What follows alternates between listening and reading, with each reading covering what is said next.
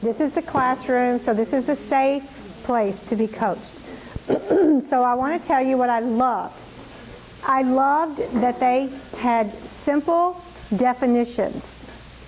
Remember on our screen, those definitions were very difficult to understand, so I love the way they made it simple. They added, they did the dance, right? They had the visual, they had the word written out, and then they said it. All of that, that was perfect. The word wall activity, the practice, they need that very much so. Then to do the math, they did the demonstration. Now there's one thing, if they weren't talking, if we were able to turn their sound down, what else could we do when we're doing this demonstration? Let's get some ideas of what we could do to add the words that could be understandable. What is something else we could do? Next to like the main idea of it, like the solid, you could put it in the foreign language that you have. So okay. You're not transcribing the whole thing, but just like the main part, so they know like the ballpark to be one. Okay. You could do that. Any other suggestions? Okay, so I'll have one. Imagine that. So one thing you could do is you could prepare a handout, a simple handout with a picture of, you know, putting this in here, and then the bubbles coming up, and have 1 or 2 word description, or like the math. What happens? You know, you put the light, so you have the word light next to the cap. You put it in, it floats. It doesn't change. So you could just have those things that they said on a diagram. Just draw it out on a diagram. So your beginners, or even and your intermediates, have that on the desk. So when they're describing it, they have something to go with, and they can even put transcription. They can even use the bilingual dictionary to transcribe. That's the only thing that I would add to that, because when you're just using your words, they did have the visual, you had the words, but I think that written, simple language would tie that piece together. So, wonderful job. Give them a hand clap. So let me stay right there. I want to make a couple comments. So, I like the fact that they numbered their points, and they broke down that definition into simple terms. My suggestion would be, during your demonstration, when you're talking about solid, point. I'm just asking you to point when you say the shape doesn't change, and you show us that. Not easily compressible, that's a pretty big word, but you're showing them what it means. You showed us. But when you were giving the demonstration, it was all words. Only other thing I would just, you have it here, point to what you're saying so they can see it. And then if they need to, they could even look up. You could even have a check mark by this word. And Edith already knows she needs to look that word up in her bilingual dictionary. See? That's the only, and I love this works. This is perfect visual and explanation. But that's my only suggestion. Very nice.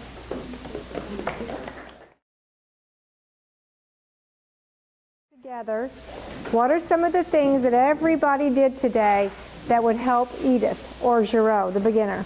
Yes. Labels, yes, for the objects. Yes. So you actually had physical objects and demonstrations. Yes, the realia, the demonstrations. I think almost everybody used like the audience. Yes. So it wasn't lecture only. Everybody, there was a lot of engagement, student engagement. One thing I noticed were the simplified definitions. It's a must. Yes. Were there any gaps that you noticed for the beginner that we might need to add some extra support? Doesn't mean anyone did anything wrong. Just means that we're trying to identify gaps here. We want to think about Edith and Giraud, the beginners. Were there any gaps that you can think of? And you don't have to say, well, yes, in their demonstration. No, just any kind of gaps that you want to talk about, and what are some things that we could do? Yes? Besides one, there's like a language gap for them to do. And how was the, and In what manner did you see a gap? Well, some of the words like volumes that in French, I don't know what that would be.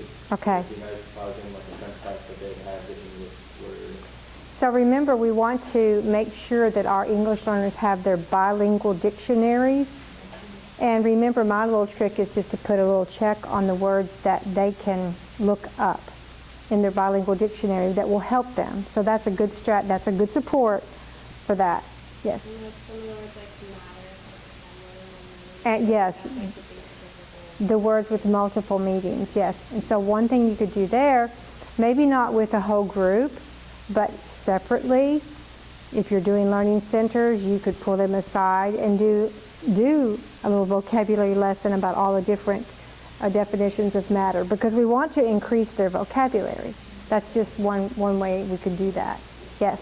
I think like grouping the vocabulary, otherwise it's kind of just a long list of like words and you don't have any background English, like there's not some of those words, and like here's the solid with the mouth together, and like grouping the properties together, so it kind of like visually makes sense. Okay, that's a very, your brain is wired to categorize things. I don't know if you knew that, but that's brain research, so that's a very good point to make, and especially for English learners, it really helps them to do that. That's a very good point, yes. And one support I thought some groups do to that point was to color code, especially the last group. They color coded solid, liquid, and mass as one separate group of vocabulary words, and their volume, capacity, and other words. So even when they ended up mixing up their paper, it was really easy. Very brain friendly. That category was supposed to be in. Yeah, that was very, very, very good. And something else I'm going to add to, in terms of talking about color, a lot of your children, you're not going to be able to know, especially if they're new to the country, they will be SLB. They will have dyslexia, they will have some sort of a learning disability. A lot of them are coming from cultures that perhaps do not have the resources or even the cultural sensitivity of acknowledging a learning disability such as dyslexia. So color coding, especially on a whiteboard, is fantastic for children who have specific learning disabilities. Dyslexia is probably one of the most common ones, particularly in males, under the age of 9. So to have different colors to help their brains focus on the differentiation between not only the words and the alphabet that's coming at them, but also the different concepts, that will increase their knowledge greatly. And you can do that in your PowerPoint presentations as well.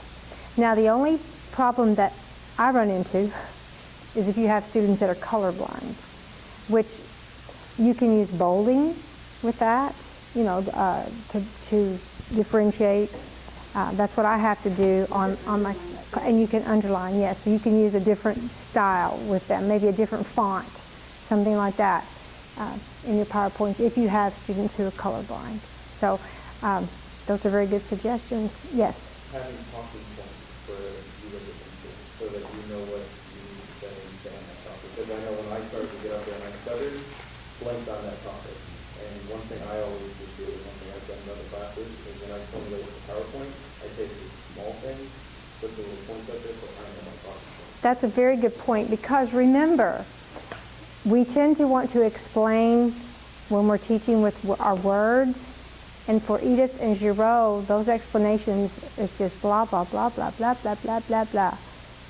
They're not understanding what you're saying. They're going to understand a little bit about what they're seeing. If you have a translation, they're going to understand that. But if you've prepared a printout of a little PowerPoint or a handout with your main points, with 1 or 2 words with it, they have something to follow as they move along, and maybe in those color codes. And then you keep your language as simple as possible. Then they're able to follow, and they're able to use it. And maybe they can't follow while you're talking, but you're going to still use that simplified text to teach with them as you continue moving along. So we're going to talk about simplifying text more the next time we meet, but that's one very good support that you could use. Anything else? Yes? Just also, I thought very unique slide-heavy activities that I saw included the box activity, where you demonstrated molecules using solid theory. Yes. as well as when students called on students, as well as when teachers called on students to have them measure that, and then also when people demonstrate physically the difference between volumes and different containers of language. Thought those were very slide heavy. Very good. With limited language skills to understand very quickly. But the main thing that I saw that I really liked was the dance. You had the demonstration or the visual, the actual object. You had the words labeled or in the points. I like points myself, but that's just because it's easier for me to read, along with the spoken word. And if you can keep your language simple in your explanations to those points, it's going to be more successful.